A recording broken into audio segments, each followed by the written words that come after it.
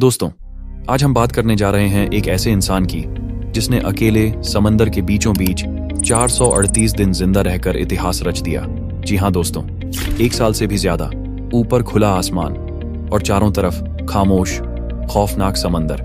ना कोई किनारा, ना कोई मदद, बस एक टूटी फूटी नाव और हर ओर मंडराती मौत की परछाई। सिर्फ एक दिन के लिए मछली पकड़ने निकला था, लेकिन समंदर ने उसे 438 दिनों तक अपनी कैद में रख लिया। ना खाना था, ना पानी, ना कोई छत और ना कोई इंसान। जीने की उम्मीद शून्य, मरने की गारंटी 100%। उस नाव में 2 लोग थे। 4 महीने के अंदर एक ने दम तोड़ दिया, लेकिन दूसरा, उसने मौत को धक्का दिया और जिंदगी की दहलीज तक लौट आया। दोस्तों, इस व्यक्ति ने किस तरीके से इतना दिन तक खुद को जिंदा रखा, जानकर आप लोगों के रोंगटे खड़े हो जाएंगे। लेकिन दोस्तों, वीडियो को शुरू करने से पहले चैनल को सब्सक्राइब जरूर करें, जो कि सब्सक्राइब बटन आपके लिए बिल्कुल फ्री होता है, लेकिन उसी से ही हमें बहुत मदद मिलती है। तो चलिए वीडियो को करते हैं स्टार्ट।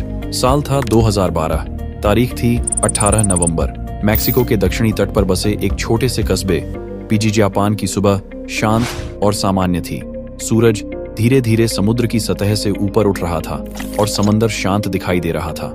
जॉश अल्वारेंगा 36 वर्ष मैक्सिको के इसी कस्बे में अपनी छोटी बेटी के साथ रहता था।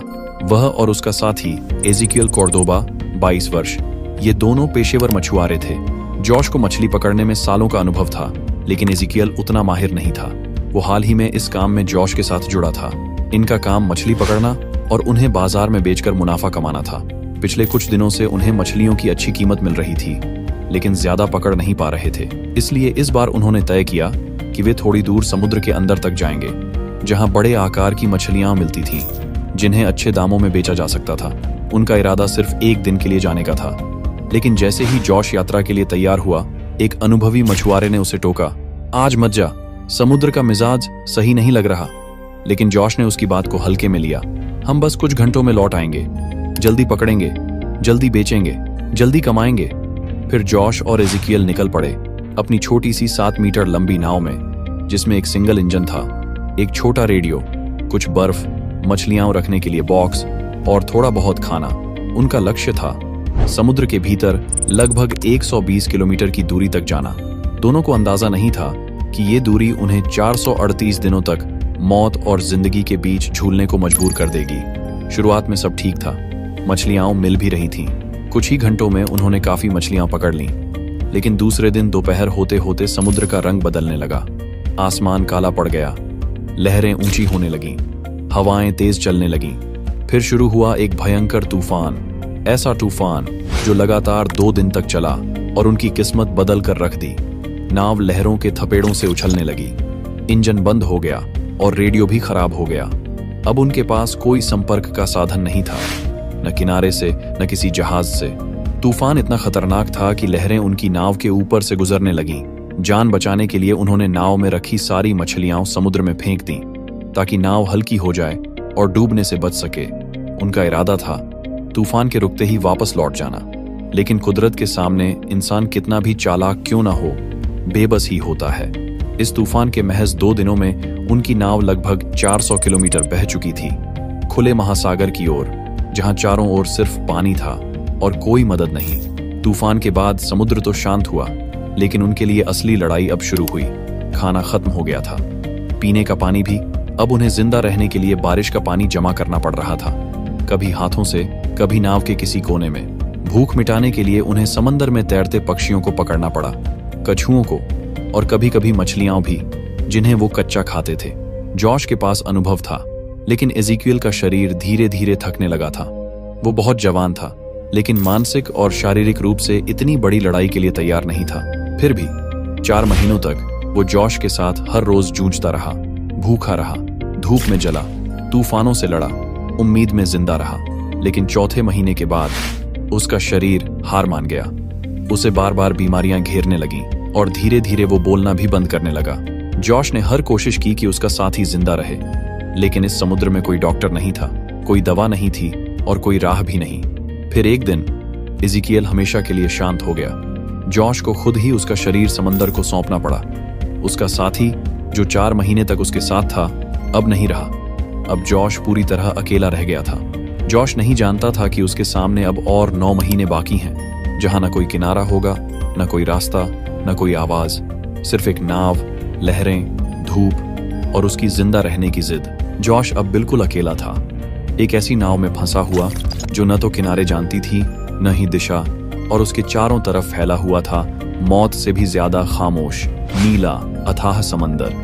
वो समंदर जो सिर्फ गहराई नहीं था, वो एक शिकारी था जो उसकी हर सांस पर निगाह रखे बैठा था। न कोई आवाज, न कोई इंसानी चेहरा, न कोई उम्मीद, सिर्फ लहरें थीं, ठंडी, बेरहम और उसे निगल जाने को बेताब। वक्त जैसे रुक गया था। हर दिन, हर पल जॉश को ये एहसास कराता था कि ये जंग सिर्फ भूख और प्यास की नहीं है, ये जंग थी उसके अंदर छिपे इंसान के अस्तित्व की। समंदर उसका शरीर नहीं, उसकी आत्मा तक चूस लेना चाहता था। हर सुबह वो उठता तो लगता आज शायद आखिरी दिन है, और हर रात वो आसमान को देखकर सोचता क्या ये आखिरी रात है मेरी। लेकिन जब हर उम्मीद टूट रही थी, तब एक चीज उसे हर दिन जिंदा रखी थी, उसकी बेटी की हंसी, उसकी आंखें, उसकी मासूम आवाज। जब जोश की आत्मा थकने लगती थी, तब वो यादें उसे थाम लेती थीं, उसे कहती थीं तू हार नहीं सकता, तुझे जीना है मेरे लिए।